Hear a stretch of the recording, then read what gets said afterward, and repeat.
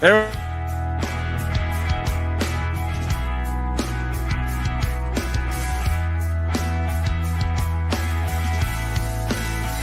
Unsyndicated presents Shep and Sean, featuring Matt Shepard and Sean Belegian.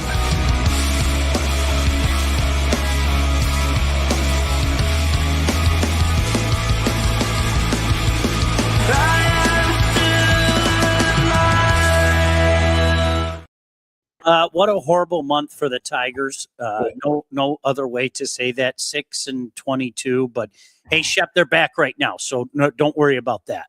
Oh, well, that's good. Thanks for settling me down a little bit. I appreciate that. I just figured I wasn't going to panic until they were 20 games under 500. Don't worry.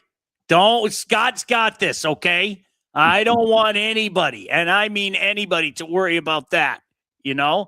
Well, it really is surprising how quickly it turned. I mean, if you think about it, and this has been written, I know you talked about it. June 1st last year, they're the best team in baseball. June 1st this year, they're the worst team in baseball with Colorado. They're not as bad as Colorado. But, at some point, we're probably going to have to just recognize maybe we just didn't think – maybe they weren't that good all along. Yep. You know what I mean? Yep. And the issues that they have, you and I have talked about this probably ad nauseum. I've never been a fan. I love the Ben Zobrist of the world, okay? The Jimmy Whale Wanders that you always brought up of the world, the Zach McKinstry's, Matt Vierling. I just don't want a full team of them, right? Yeah. So I would like everyday players, and I would love to see this team commit to if they believe Kevin McGonigal's a shortstop or a third baseman, then play him there. Okay. And just let him grow. If you think Colt Keith is your future second baseman, play him there and let him grow. And I'm not saying, just let him make error after error, but if that's what you internally believe, Sean, then somehow you've got to get those guys into those positions so they can be everyday guys. Yep.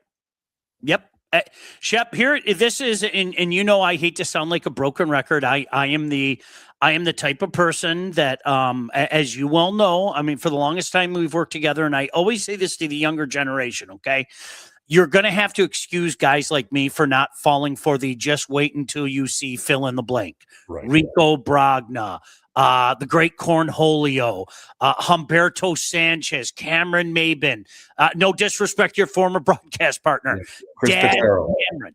Yeah, you're going to, if and don't want to say this is all Colt Keith is, okay? But here's a guy that's going to be 25 this summer. 25 this summer, Shep. He's got 7 RBI and 161 at bats this year. His OPS is below average. Is this what I was waiting for? Is this what I was waiting for? And unfortunately, it seems like so many guys end up that way, Shep. It really does.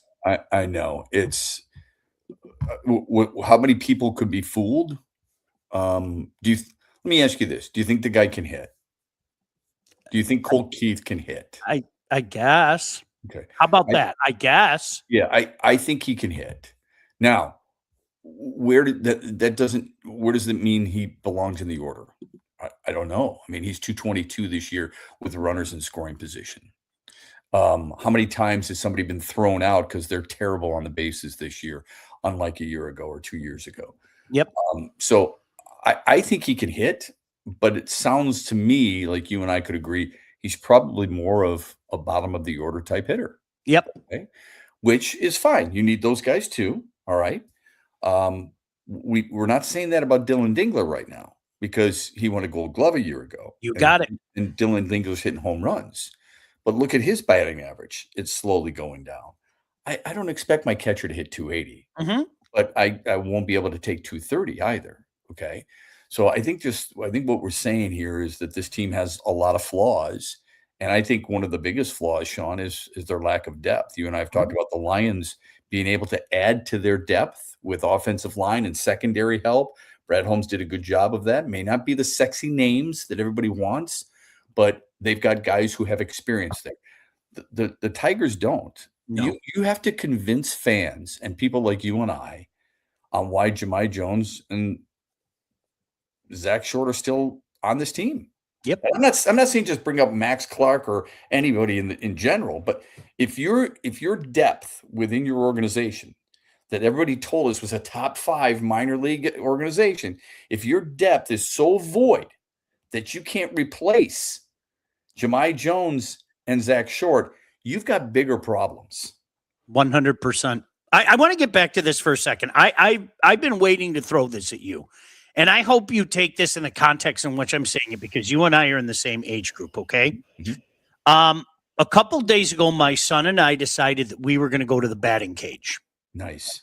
When is the last time you've been to a batting cage? 4 years ago, we were at Cape Cod, and I told the kids, I got a little smart alecky, put it on 70. Oh boy. And I hit it. I hit probably 6 or 7. I'd probably call them either singles up the middle or the second baseman makes a backhand. You know, I pulled one to maybe the 6 hole where the shortstop plays, but most of them I was always a singles. But I have a line drive swing. But I hit about 6 or 7. My sons were like, they were blown away that I was hitting 70 miles an hour. So, to be honest with you, Shep, I didn't go that high. I have no idea what the thing was, but it was almost like riding a bike for me. After a first few misses, I started connecting, and it was funny because Jack was even laughing because I started to crank him, right? Yeah. That's not why I'm bringing this up. That's not why I'm bringing this up. I'm not trying to tell you that I'm hitting Cecil Fielder bombs or anything. Mm-hmm. I need to ask you about the aftermath, okay? My body is hurt for 2 days, Shep. I was shaking a little bit.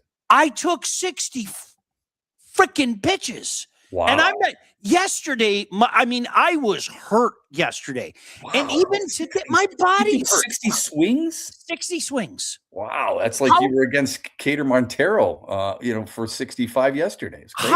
How more on that? Shep, how is that possible? Like legitimate, like my arms were shaky, and then it was my hips. Like my hips, I was going, the hell did you stretch at all? Did you stretch? Of course not. I didn't stretch. How's your back? No, that was fine. It was, you know what I was doing? I was doing the king softball guy. I was pumping the front leg up. I was pumping the left leg up, and I'm like, I'm just going to drive the ball. With a hitch, yeah. Shep, I almost swore again. It freaking hurt. Like I'm not that night. The next day I'm walking around like Fred Sanford. Like what the hell happened, man? So are you going to go back and you're going to do things differently? You're going to stretch a little bit more and ask you to pump it in a little bit more? We had a really good time. So that's awesome. What Jack said. Jack said, let's do this again in a few days. In the few days stuff. Yeah, how about next week or next month or something? Okay. Did you use an aluminum bat or a wooden bat? I did use an aluminum bat. Did you bring your own? No, that bat was hell. You have your own helmet. You have your own helmet. No, I put on one of those helmets that on top of my cap. Wait a minute. Hold on. There's 30 questions here. Right. Did you wear a uniform? No. Did you wear stirrups? No. Did you wear cleats? No. Did you put on batting gloves? I had dip. That's the one thing I did have. I had a big fat dip in too, like old school. This is going to sound geeky, but if your hands are hurting, you might want to put on batting gloves. It might help a little bit. Just a thought, maybe. Did you wear a shin guard? No. Were you Javier Baez and wear an elbow guard? No, no. Did you duck out of the way of any pitch? Yes, I did actually. I did. It was like maybe the second or third pitch. He went high and inside. He wanted to send me a message. Whoa! I got no time for this. It hurts. Oh, Greg just told us Dingler just homered. He did. Yeah. What is it? 3-0? 4-0? 4-0. Here they come. A 22 and 6 month. Yeah, and that would get him back to 500. So good. Yeah, that would be a good time. Goes back to Detroit GM's not willing to spend a buck or prospect to make their team better. Smoltz was 40 years ago. Get over it. I'm so for every John Smoltz, I'll give you 15 names that were supposed to be that didn't. When right. Fielder, here's the other thing with the Smoltz thing. I'm probably in the minority. I thought that was the right thing to do. Mm-hmm. Remember, he was high A. It's not like he was setting the world on fire. All right. I mean, Kenny Chesney was not singing a song about him. Right. And then you got Doyle Alexander, who went 10-0. Dude, he was so good. And he was an all-star the next year. So 2 years, you gave up a Hall of Famer. Nobody knew he was a Hall of Famer at the time. And if you are of the belief that, well, like the Rams, hey, they go for it. Kerry Carpenter just went yard. They go for it. The Tigers were going for it then. So what's the philosophy? Doyle Alexander is like 75 years old. I wanted to point that out. It's unbelievable. When Cecil Fielder played for the Tigers was the last time I swung the bat. It's not fun getting old. I know. Mm-hmm. You are old now, Sean. I know. Carp back to back.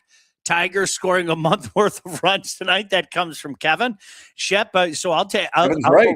Kevin's right. They scored 5 runs in the 3-game series against Chicago. They've got 4. Was it 4? 5 tonight. 5. When's the last time you were on skates? It was the last time I was on skates. Boy, that was a long time ago. I don't skate, Sean. I'm not good. All 3 of my boys can skate like really well, and it was one of the beauties of me sitting in the stands because I wanted my kids. You're probably the same way. I wanted my kids to do something that I could never do. You and I have had that conversation. 1,000%. And if I went upstairs and grabbed my son right now, he would say, you do what you want to do. I'm not forcing you into anything. Right. Never, right. ever. It was their choice. I love this. So I love that. I had three of my 4 kids all played lacrosse. I never played it. Yeah. All 3 of my boys played hockey, and I never played it. Yeah. So all 3 of my boys played football. 1 played baseball. None of them played basketball, which is something that I played. So I love that, all that stuff, but I haven't been on skates in, I would say 10 years. And my kids used to laugh at me all the time. They would just, they could not stop laughing when I was on the ice. It's agonizing now. I love this because there was so much slander thrown at his name. I miss Dombrowski. I know he wore out his welcome, but I missed the time when we pulled our starting center fielder out of a game because we traded him. Didn't work, but they were trying to improve themselves. I'm not joking, Shep. The amount of slander thrown Dave Dombrowski's name for the 6 or 7 years after he left is gross. Like I have no problem saying it. This is Sean Belegian saying it, not Matt Shepard saying it. Okay. Some of the beat writers, it was so disingenuous and quite frankly, butt kissing. It really was. The slander thrown at that man's name. You can't trade Humberto Sanchez. You can't trade Jacob Turner. Win after win after win. Same thing for every trade that you go, Dave would like to have that one back. How many do you want me to give you where Dave Dombrowski fleeced somebody? The slander on his name was gross around here. Or got what you needed. Yep. Okay. You needed something at the time, and he wasn't afraid to approach Mike Ilitch about it, whether it be Miguel Cabrera or whomever. All right. It's always killed me. You and I had that conversation when we were at DFN about Jacob Turner. It's always killed me, and we were on the same page, how people want and feel like they know the prospects, and they really don't. Yep. And just because we read that this prospect is so good, right? I mean, I got to have a top 100 guy. You would have wanted Matt Manning. Yep. Because he was a top 100 guy. All right. At one point, he was the number 1 prospect in the Tigers farm system.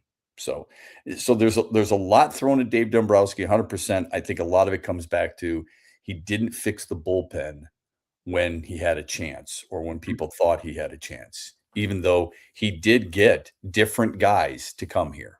Okay.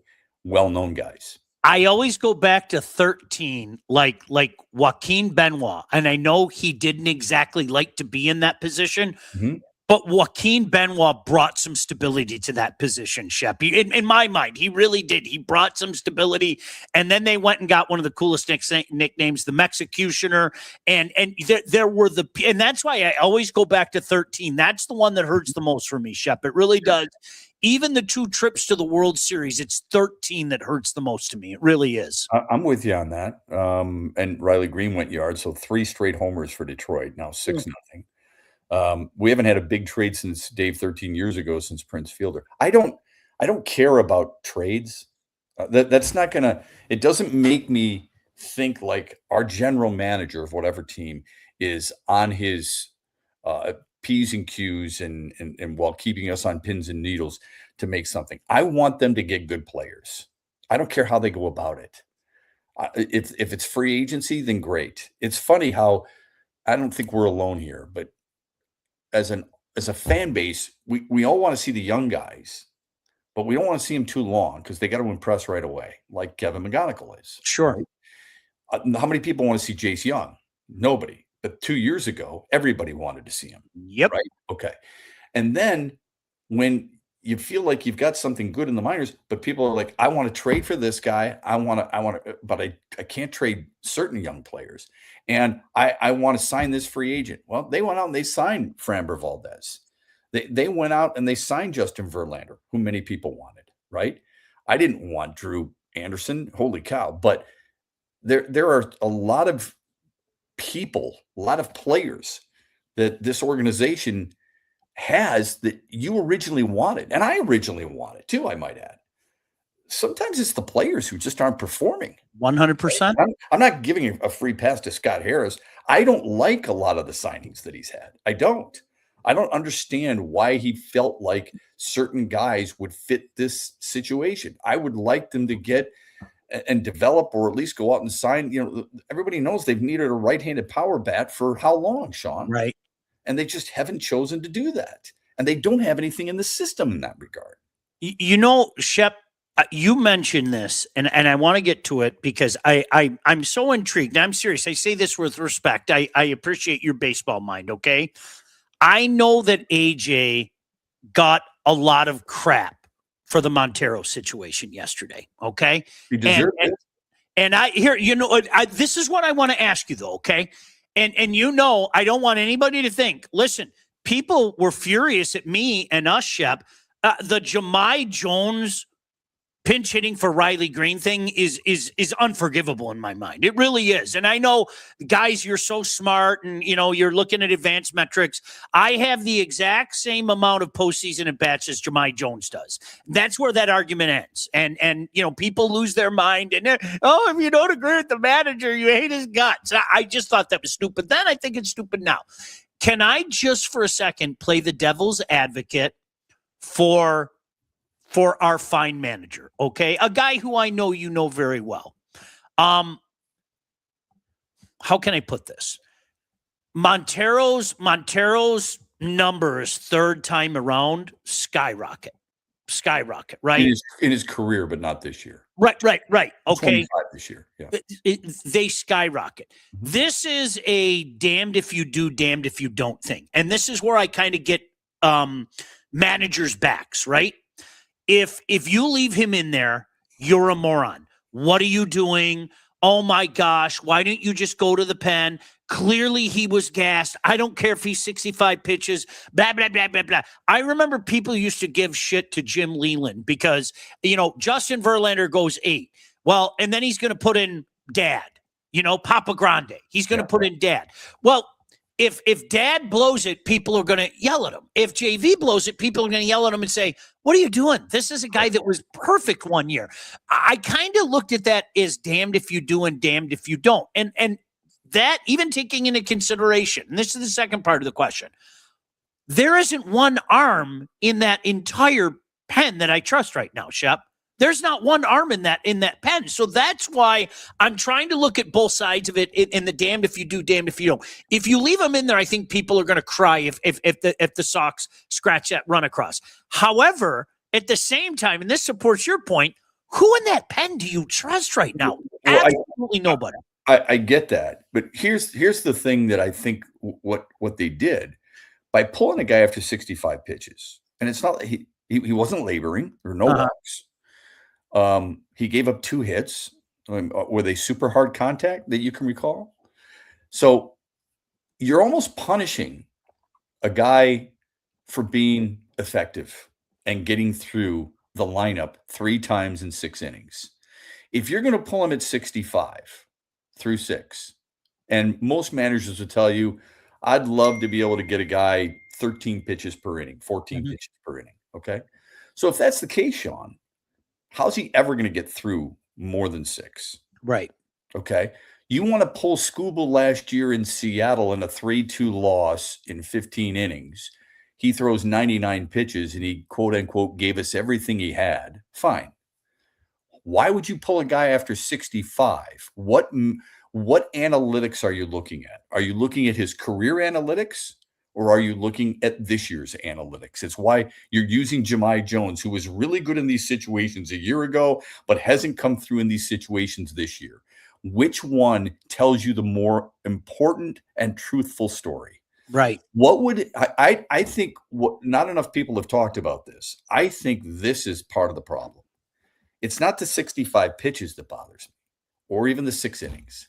It's the fact that it seems like every manager wants to give his bullpen a clean inning. Instead of saying, you know what, I'm going to give Keter Montero the first batter of the 7th. If he gets on, walks, hits, homers, whatever, I'm going to pull him. And just because he doesn't want Drew Anderson to come in with 1 out or no outs in an inning, that's what relievers do. Yep. What's the big deal? So that's my frustration with the analytics side of that aspect. It's ridiculous, I think, to tell a young guy, you did a great job, 65 pitches, you're done. When in the past, he's pitched for a hell of a lot longer in a shorter stint. It makes no sense. Nope. Agreed. Let me thoughts on the Stanley Cup playoffs. I'm intrigued to hear what I don't think people realize right now the Carolina Hurricanes are on a historic run. Shep, since all 4 series went to best of 7 in 1987, the 86-87 season, the best record for a Stanley Cup champion is 16-2 and in essence 1. As you remember, with the game where the power went out of the Boston Gardens, remember? That was tied, and they had to do so. I mean, for all intents and purposes, it's 16-2, but we'll call it 16-2-1. So if the Avs win this series in 5, which I don't think they will, I think Vegas is going to put up more of a fight. You mean the Canes? Yeah, sorry. If the Canes put up more of a fight, then they could legitimately have the best mark in Stanley Cup history under this format, in the best of 7 era that started in 86-7. It's 86-87. It's unbelievable the run that they're on right now. What's the scenario Vegas needs to win it? Because I heard everybody say they wouldn't have made, the Red Wings had more points than, okay, that's all fine and dandy. Okay. It's where they're playing. Okay. So they play in a weak division. So what? Their sweep of Colorado that included a 3-0 comeback against one of the more talented teams in hockey, whether Cale Makar's healthy or hurt, was simply eye-popping. So don't tell me they can't beat Carolina, but there has to be something that has to go right, correct? What is it? In my mind, there's 2 things. Number one, Mitch Marner continues to play like the best player on the planet. I mean, that's first and foremost. I think if there's one thing that's going to hurt the Hurricanes, okay, as deep as that team is, because in my mind, they have 4 number 2 lines. I mean, legitimately, they have 4 number 2 lines, and they've got a really good defense core. But I don't think there's one entity that you look at in Carolina and go, "Wow, that guy's high end." Okay, and I that's meant as a compliment, not as a shot. Rod Brindamore's done such a fantastic job. He's so underrated. So I think number one, for Mitch Marner, he has to continue to play like he's the best player on the planet right now. And Carter Hart has to continue to be solid. I mean, that's it, because Shep, that forecheck right now is unbelievable. I mean, it was, And it's too bad it came at the expense of my team. But watching them on a night-by-night basis just apply that forecheck is unbelievable. It really is. Plus, as you said, I think you said this back in January when we were talking, that Carolina plays as heavy on the puck as any team in hockey. 100%. So I think they're a lot of fun to watch. I agree. I'm excited for it. I don't care whether TV wants it or fans want it. I want the two best teams. Don't tell me that Vegas doesn't deserve to be there when they did that to one of the better teams I've seen in a long time. Real quick, before we're out of here, Myles Garrett to the Rams. Who would have thought that the Jets would have gotten more from the Colts for Sauce Gardner than the Rams would have had to give up for Myles Garrett? Isn't that unbelievable? So which one has surprised you more, the Garrett to the Rams or A.J. Brown to the Pats? No, the Garrett thing came out of nowhere. I mean, really, Shep, I think we've been hearing about shout out to Diana Rossini. I think we've been hearing about the A.J. Brown thing for a couple months now, right? She had some pretty good sources, I've been told, Shep, but we've been hearing about that for a while. The Garrett thing came out of nowhere, man. And hey, listen, props to Snead, prop to the Rams. They're saying, you know what? Here, F them picks. We're going for it. This is in our own backyard. We're doing what we have to do. And I think it's fantastic. They have not had a first round pick in 2017, 18, 19, 20, 21, 22, 23. They picked Jared Verse in their first round in 24. They didn't have a first round pick in 25. They used the latest first round pick on Ty Simpson. They don't have a first round pick next year. It's unbelievable. And here's the other thing. People are reporting that they're probably not going to extend or, talk long-term deals with guys like Puka Nacua. Yeah. They are doing basically the opposite of what the Lions are doing. Yeah. I'm not saying it's right. I'm just saying right. No, I get it. They seem to be in direct opposition to the Lions' philosophy. So I think this, Sean, I could be way wrong, but I think they recognize they've got 2 years left with Matthew Stafford. And people may not have liked him in Detroit. People in Los Angeles love him, and there's a reason, okay? He's won him a Super Bowl, and he's been an MVP of the league. And you could argue that he's been the best quarterback in the world since he left for Los Angeles, all right? And they've got 2 years they think they can still win with him as they groom Ty Simpson. Myles Garrett isn't going to be a heavy hit against their cap over the next 3 years. And they've basically said, who gives a crap, man? Let's do this. And they went out and got the best edge rusher in football. He had 13 sacks, I think, before week 12 or week 13. It was insane. And Jared Verse has never had more than 12 in his. I think he's got 12 in his career. Yeah, it's crazy. It is, no doubt. I mean, I give them a ton of credit. They immediately become the favorite if they weren't the favorite already, Sean. But let's face it, if you're an NFC team and you're seeing that, your team is basically playing for the second seed, number one. But you got to hope, and I'd never do this for a football player, but hope somebody gets hurt. I mean, they're in deep trouble if they lose Stafford. But my God, they've got a lot of talent. Loaded. One thing before we get out of here, by the way, I don't believe in linear thinking, so I'm not going to apply it to my hockey. I don't either. I do not believe. But if you think I'm going to apologize for the youngest team in the league going to the Eastern Conference Finals, that ain't coming. You know what I mean? As bad as they looked, and they were clearly out of gas. No way am I going to apologize for that. No way. You shouldn't apologize, but you did say you like their matchup against Carolina better than you did against Buffalo. I'm telling you right now, I'm convinced if they played in the first round, they had a pretty good chance of knocking them off. Based on what I saw over the regular season, Shep, that team played 2 back-to-back sevens, very physical back-to-back sevens, and 7 overtimes. They died. They died in real time. It was, and you can't blame them. No, but Carolina's 12-1 in the playoffs. I don't know if anybody could have beaten them. No, first or second round. Nope. I agree. The Montreal 6-2 win in game 1 was stunning to me. I don't know if it's because Carolina had 11 days off or not, but you looked at it, and you're like, wow. I honestly, I said out loud, Sean was right.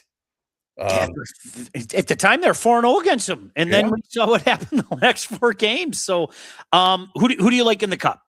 I'm intrigued. Carolina probably in 5. I said Carolina in 5, and I think San Antonio. That's what I was asking. Beats New York because Wembanyama faced some pretty damn good defensive guys up front for OKC.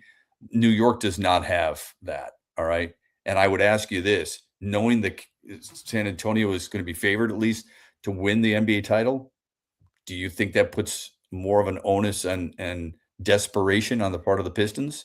When San Antonio can turn it around like this, I mean, doesn't it make you think Detroit's got to do something to increase their chances? Okay. Yes. I feel the same. And you know what? My sentiment all year was you better hope somebody else gets him because Wemby's taking over, man. Shep, he's next one stoppable. I'm not even being funny. I'm talking that way. He's next one stoppable. Sean, he's going to be an all-time great if he stays healthy. Yep. Okay. There's not many players you can say that about today. Yep. I agree.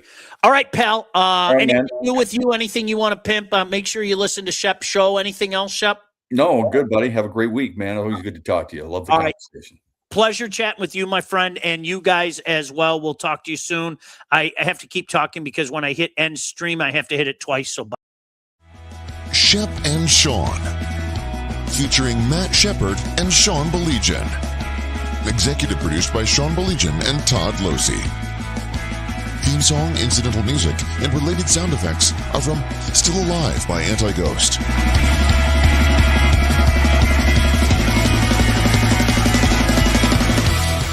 Engineering, mixing, and graphic design support provided by the Unsyndicated Podcast team.